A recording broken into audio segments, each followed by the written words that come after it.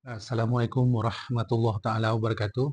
Tuan-tuan dan puan-puan, apa khabar semua? Semoga dalam keadaan yang sihat sejahtera, yang sentiasa di bawah lindungan Allah Subhanahu wa taala dan ceria dengan kehidupan bersama keluarga.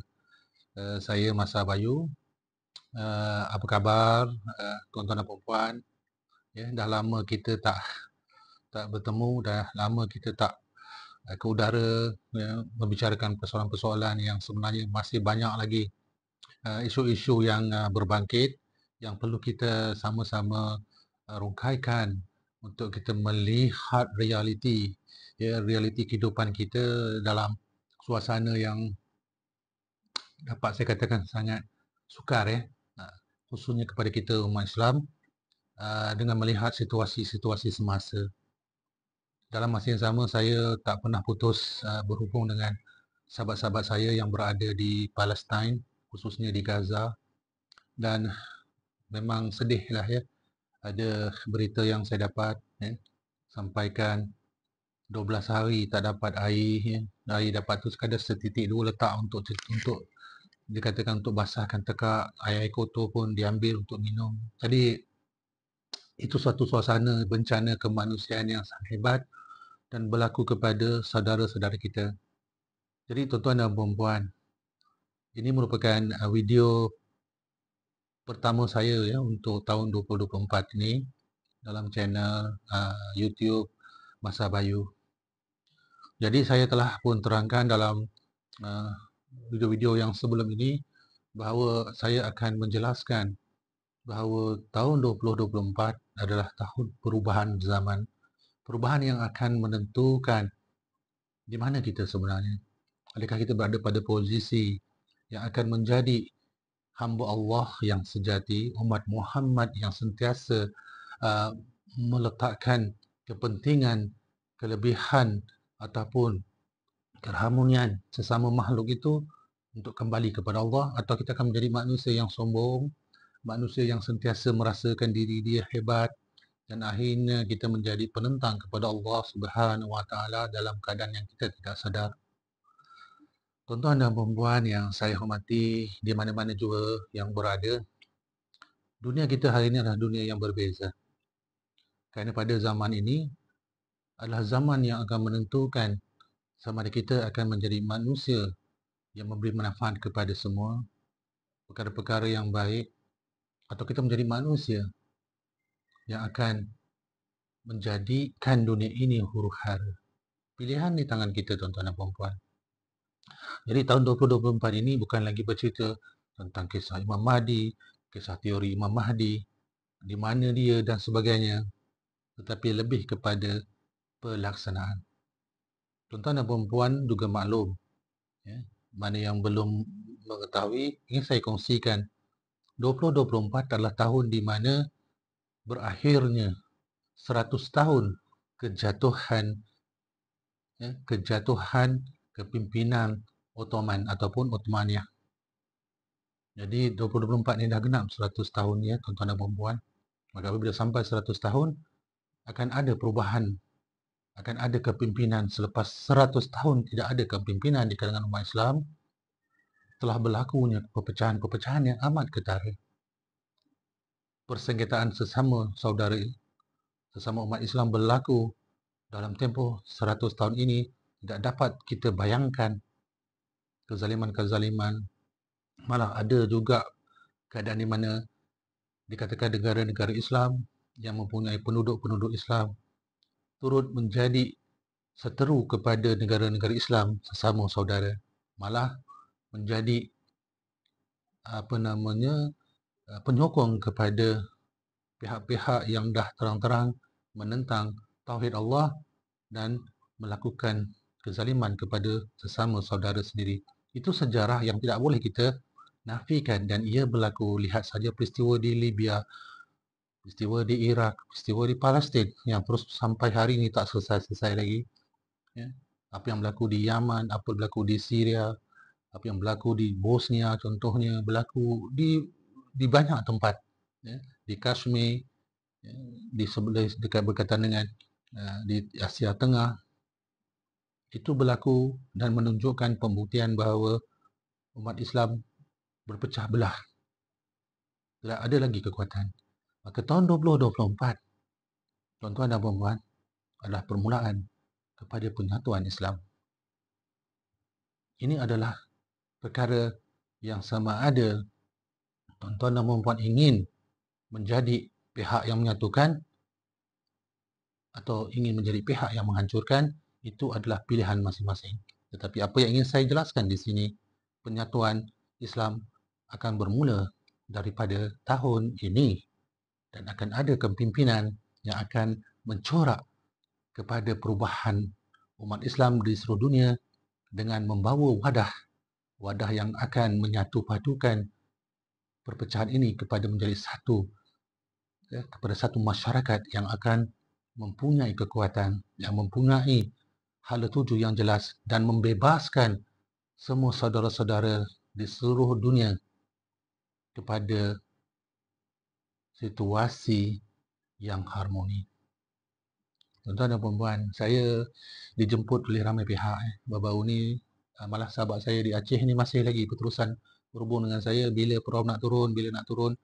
Jadi, saya pula kebetulan ada urusan yang sangat penting di tanah air. Saya terpaksa pulang sekejap dan apa-apa pun yang ingin saya terangkan di sini, banyak pihak yang jemput, daripada India pun ada, daripada Bangladesh pun ada, daripada Bosnia dan ramai teman-teman saya. Kami membicarakan soal yang sama, iaitu di manakah titik pertemuan untuk menyatu padukan umat Islam. Jadi, saya juga ingin berkongsi dengan tuan-tuan dan puan-puan baru-baru ni lah. Tak lama, baru sangat. Saya ditemui oleh seseorang yang mempunyai wadah yang sangat luar biasa, sangat hebat. Dan dia bercerita tentang penyatuan. Tapi penyatuan yang dia masukkan ni adalah penyatuan umat Melayu. Saya bercerita tentang penyatuan umat Islam, tapi dia bercerita tentang penyatuan umat Melayu. Jadi kami bertemu, kami berbincang. Saya mendengar keluh kesah beliau dan mendengar apa yang beliau luahkan, tetapi beliau tetap berpegang bahawa usaha untuk menyatukan umat Melayu tetap akan dilaksanakan walau apa cara sekalipun. Dan beliau adalah seorang yang mempunyai kedudukan yang tinggi di Malaysia. Dan saya mengenali beliau daripada sudut yang universal. Dalam kata lain, saya tidaklah terikat dengan politik ataupun terikat dengan doktrin-doktrin ataupun pandangan-pandangan pertubuhan tertentu, tapi lebih kami berbincang melihat beliau sebagai seorang sahabat yang ingin melihat perubahan yang baik kepada umat Melayu. Jadi dalam perbincangan itu, beliau menyatakan kepada saya tentang kegusaran dia situasi umat Melayu di Malaysia hari ini. Jadi saya dengarkan apa yang beliau katakan dan beliau mempunyai peranan yang besar dalam perkembangan dunia politik di Malaysia. Jadi dalam perbincangan itu akhirnya saya memberikan satu pernyataan kepada beliau. Saya kata, "Datuk, apakah sebenarnya yang Datuk inginkan dalam persoalan penyatuan?" Maka dia kata dia ingin satukan semula umat Melayu agar menjadi bangsa yang kembali kepada realitinya, kembali kepada peranannya dan tidak lagi akan diperkotak-katikkan oleh mana-mana pihak. Bukan tujuan untuk menyingkir bangsa-bangsa yang lain, tetapi mengembalikan hak bangsa Melayu. Jadi, saya pun bertanya kepada beliau lah. Saya kata, "Datuk, macam ni lah. Boleh tak Datuk berikan saya wadah yang apakah yang ada untuk dilaksanakan ataupun untuk dicapai agenda penyatuan ini?" Jadi dalam perbincangan yang agak panjang, akhirnya saya amat jelas bahawa beliau mempunyai satu usaha yang sangat yang sedang dilakukan beliau untuk menyatukan lah. Dan di Malaysia ni ialah berbagai-bagai hal berlaku, khususnya di kalangan ahli-ahli politik yang menyebabkan kerosakan-kerosakan, dan begitu juga penyatuan-penyatuan itu tidak berlaku kerana berlaku perbezaan-perbezaan pandangan agama pun berlaku di kalangan agamawan. Jadi itu semua luahan-luahan yang telah disampaikan kepada saya. Jadi saya katakan kepada beliau beginilah, saya akan memberikan pandangan saya. Saya memberikan pandangan saya dan sekiranya ianya mempunyai satu nilai yang boleh dipraktikan, maka kita lakukanlah proses itu. Apa dia proses dia? Untuk menyatukan umat Melayu. Jadi, daripada situ beliau bertanya kepada saya, "Prof, tolong berikan apakah solusi-solusi yang boleh kita buat kerana Prof pernah menjadi seseorang yang penting sewaktu pemerintahan Pak Lah dulu. Kerana dia tahu saya dulu pernah menjadi salah seorang tulang belakang kepada Pak Lah dalam persoalan pembangunan, penggunaan teknologi, penggunaan ilmu dan sebagainya. Jadi saya mengambil kesempatan daripada situasi yang beliau terangkan dengan menjelaskan, iaitu kembali kita kepada proses atau posisi sebagaimana yang telah ditunjukkan oleh Rasulullah SAW kepada kita untuk kita mencapai proses penyatuan umat Melayu. Jadi dia bertanya lagi pada saya, maksudnya bagaimana? Apakah maksud kembali kepada proses ataupun perjalanan Rasulullah dalam usaha untuk menyatukan umat Melayu? Jadi saya ingin terangkan di sini, kepada tuan-tuan dan puan, ini bukan nak mengajar ya, ini sebagai satu perkongsian sahaja. Kalau jika ini menjadi suatu wadah yang boleh kita laksanakan, tuan-tuan dan puan, turut sertalah dalam usaha ini. Iaitu menyatukan. Kita nak bercerita untuk menyatukan umat Melayu dulu. Jadi nak bercerita tentang menyatukan umat Islam tu dah skop yang global. Itu memang saya letakkan sebagai agenda utama bagi saya. Tetapi kita ambil skop yang kecil ini dulu. Sebab kebetulan urusan ini berkait juga dengan bangsa saya sendiri. Saya orang Melayu. Jadi saya menerima tanggungjawab ini setelah diberikan kepada saya persoalan apa yang perlu dia lakukan. Maka di sini balik kepada solusinya. Jadi saya katakan tadi, saya kembali kepada apa yang berlaku kepada Rasulullah, apa yang beliau tunjukkan kepada kita. Jadi saya terangkan, kita ada dua zaman yang kita kena lihat dari segi perjalanan sirah Rasulullah atau perjalanan kehidupan Rasulullah, iaitu zaman semasa beliau berada di Mekah dan sewaktu beliau berada di Madinah. Dua posisi yang berbeza yang membawa nilai ataupun formula yang khusus bagaimana penyatuan itu boleh berlaku. Semasa beliau berada di Mekah, Rasulullah SAW berada di Mekah, itu adalah proses untuk vertikal. Vertikal ni menegak. Dalam arti kata lain, naik ke atas, kembali kepada Allah dalam persoalan tauhid. Keilmuan, mendapatkan realiti, kefahaman ilmu tauhid untuk mendekatkan diri kita, mengenal peranan kita sebagai umat Islam, sebagai hamba kepada Creator, yakni Allah Subhanahu Wa Taala. Maka dalam soal kehidupan beliau di Mekah, itu adalah menguatkan terlebih dahulu pasaknya. Pasak macam tiang tu pasak, jangan ada putus hubungan dengan Allah Subhanahu Wa Taala. Kemudian berlaku peristiwa yang kedua, iaitu hijrah, beralihan, bukan hanya pada perkataan, bukan hanya pada pemikiran, tetapi fizikalnya bergerak, berhijrah Rasulullah SAW daripada Mekah, berhijrah ke Madinah. Ya, faham di sini? Dari Mekah, berhijrah ke Madinah.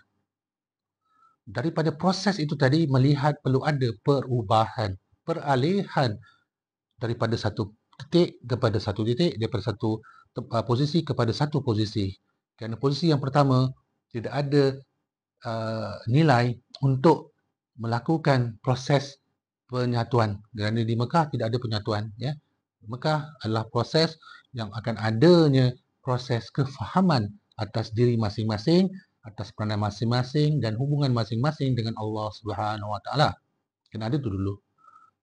Lepas peristiwa itu, iaitu berhijrah Rasulullah SAW dalam perjalanan beliau sampai ke Madinah. Ini semua tahu kita semua tahulah sejarah-sejarah ni. Cuma saya ingin tekankan berbalik kepada persoalan yang telah disampaikan oleh Datuk kepada saya tentang penyatuan. Maka datangnya penyatuan itu di Madinah. Kita ambil formula tu. Macam mana tu maksudnya?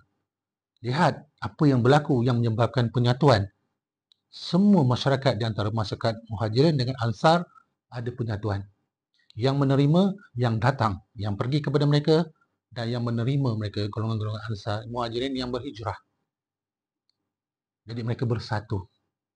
Bila mereka bersatu, sampailah hari ini kita dapat bersyahadah La ilaha illallah Muhammadar Rasulullah. Itu penting tuan-tuan dan puan-puan. Maka saya beritahu kepada beliau, kita kena ada penyatuan sebagaimana Rasulullah menyatu padukan golongan yang berjalan, berhijrah dengan golongan yang mempunyai posisi sebagai tuan rumah. Tuan-tuan dan puan-puan, itu yang berlaku terlebih dahulu, kena ada tempat dia, Madinah. Maka proses penghijrahan Rasulullah itulah yang akan menyatu padukan semua kabilah-kabilah yang berbeza dan akhirnya mereka kembali kepada satu titik, iaitu titik kekuatan yang akan merubah seluruh pola geopolitik dunia, khususnya di Jazirah Arab, dan Islam berkembang daripada Madinah. Jadi dia bertanya dengan saya lagi, Datuk. Cuba perincikan ataupun letakkan satu dalam konsep yang lebih mudah untuk saya faham. Tanya macam tu. Saya pun jawab, Datuk, perkara yang pertama, apabila Rasulullah sampai di Mekah, apa yang dia buat? Dia bina masjid terlebih dahulu. Maka apa dia masukkan masjid terlebih dahulu? Pertama sekali, di mana pun kita berganjak, di mana pun hijrahnya kita, di mana pun tempat yang kita pergi, yang asing daripada tempat di mana kita berasal, jangan pernah lupa hubungan kita dengan Allah. Tauhid tu kena pegang. Itu pasak dia. Tak boleh tidak. Sebab itu pertama, masjid sebagai pusat ilmu. Pusat tauhid, pusat menghubungkan kita dengan Allah. Itu jangan pernah kita tinggalkan. Maka itu dia buat terlebih dahulu oleh Rasulullah SAW. Maka ini akan menghimpunkan semua tauhid yang sama kepada Allah. Itu adalah penyatuan yang pertama. Penyatuan dari aspek diri kita, kepercayaan kita, keimanan kita kepada Allah, semua sama. Tak kiralah warna kulit bagaimana, macam mana tindakan belakang dia, macam mana posisi dia, tetap dia mempunyai pencipta yang sama. Perkara yang kedua adalah dengan membina kawasan kepada pelaksanaan ekonomi, pasar dibangunkan. Di situlah cerita macam-macam cerita tentang Abdul Rahman Auf lah, ya, Sayyidina Abu Bakar dan ramai-ramai lagi datang ke sana dan merubah situasi ekonomi yang ada di Madinah pada saat itu yang dikuasai oleh orang-orang Yahudi kepada sistem yang akan berteraskan kepada Al-Quran, daripada sunnah Rasulullah, dan akhirnya ekonomi umat Islam di Madinah menjadi mampang dan menjadi kuat. Maka memenuhkan keperluan-keperluan semasa kepada semua umat Islam pada saat itu. Maka saya beritahu kepada Datuk, Datuk nak satukan umat Melayu, orang Melayu adalah dengan cara kuatkan ekonomi mereka semula. Bina semula ekosistem ekonomi yang akan menghimpunkan umat Melayu dalam satu situasi yang akan saling melengkapkan di antara satu sama lain. Maka persoalan di sini adalah bangunkan ekosistem ekonomi Islam kepada bangsa Melayu. Kerana kita di dunia di Malaysia hari ini, minta maaf tersasul, kita masih bercerita tentang ekonomi, sistem kehidupan, dari segi perniagaan, perdagangan, berteraskan sistem kapitalis. Sistem yang akan menentukan hanya satu sahaja perkara dia, prinsip dia, iaitu keuntungan. Apa juga usaha dagang, teras dia memaksimalkan keuntungan. Jadi buatlah apa sekalipun, berjogetlah dia, bergoleklah dia tak peduli, asalkan dia dapat untung. Maka teras itu telah masuk dalam semua sistem ekonomi. Jadi daripada golongan yang berniaga, yang membeli, pembeli, mereka yang penghilang dan sebagainya, menggunakan ekosistem ekonomi yang berteraskan kepada keuntungan, dan akhirnya daripada situ wujudlah apa yang kita lihat pada hari ini. Tidak ada lagi keharmonian, berlakulah tindas menindas di antara satu sama lain, dan lebih-lebih berat lagi ini yang berlaku kepada umat Melayu, bangsa Melayu di Malaysia. Jadi kena ada ekosistem ekonomi Islam untuk bangsa Melayu atas tujuan untuk menyatu padukan bangsa Melayu. Maka menyatu padukan bangsa Melayu adalah dengan membina sistem ekonomi Islam terlebih dahulu. Itu yang saya terangkan kepada beliau.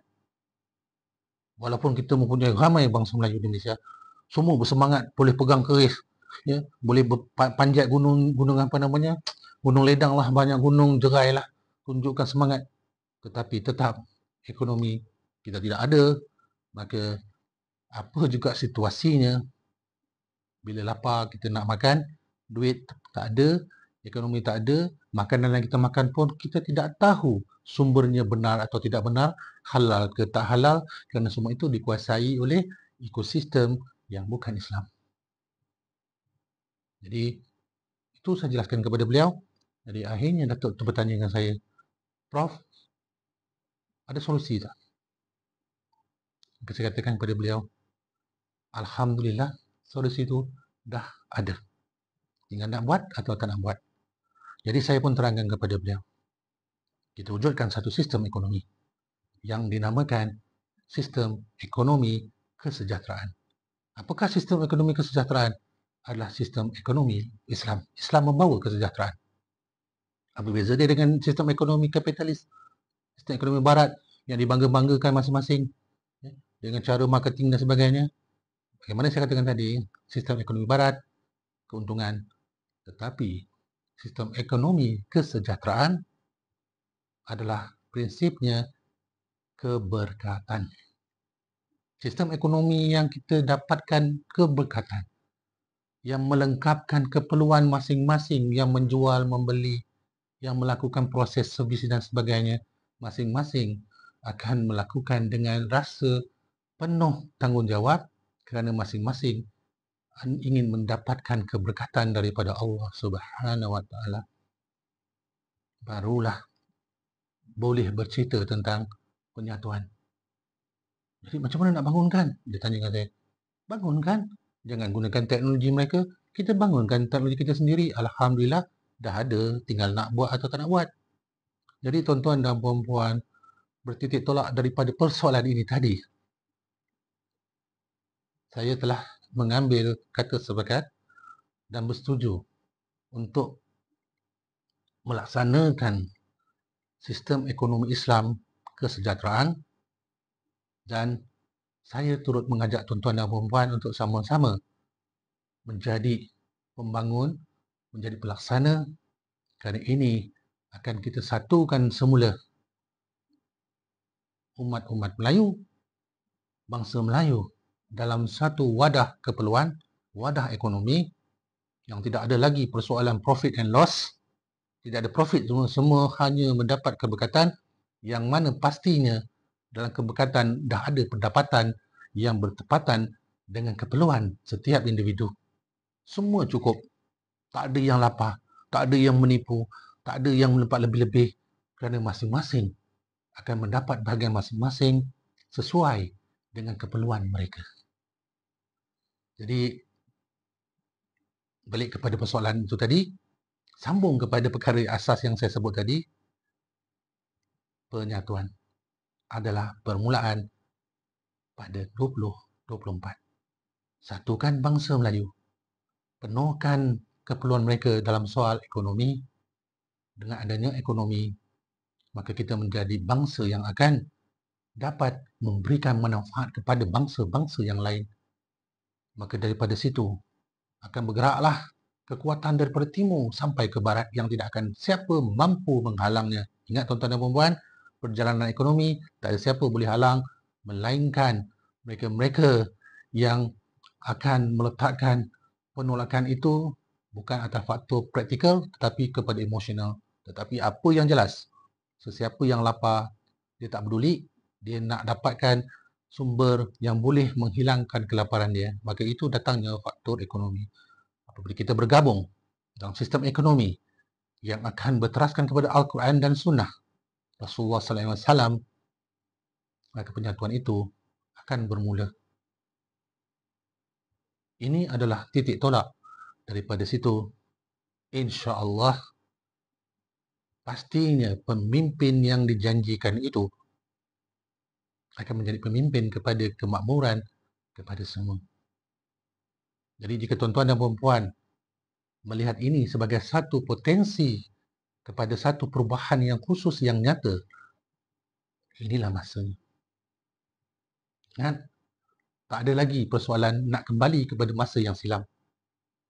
hari ini dan masa depan. Masa depan, hari ini kita rancangkan apa yang berlaku di depan. Jangan sekadar menadah tangan, tapi kita tidak bergerak ke arah kesempurnaan. Lakukan dengan proses pemikiran akal yang Allah berikan dengan sebaik-baiknya dan sentiasa merujuk Al-Quran. Apa juga yang kita kerjakan, kembalikan kepada penyatuan. Apa juga yang kita fikirkan, apa juga perbezaan, kembalikan kepada kesamaan. Cari titik persamaan daripada berbagai-bagai perbezaan. Kerana Islam itu satu, tidak ada dua, tidak ada tiga. Allah itu sa, tidak ada dua, tidak ada tiga. Maka itulah yang akan menghimpunkan kita semua kepada satu titik, kepada satu nukleus. Islam akan kembali memayungi seluruh umat manusia untuk membawa kemakmuran. Dan di manakah peranan tuan-tuan dan puan-puan dalam soal ini? Jika kita ada tenaga, gunakanlah tenaga untuk membantu. Jika kita ada buah fikiran, maka buah fikiranlah kita berikan. Jika kita mempunyai keilmuan itulah kita taburkan.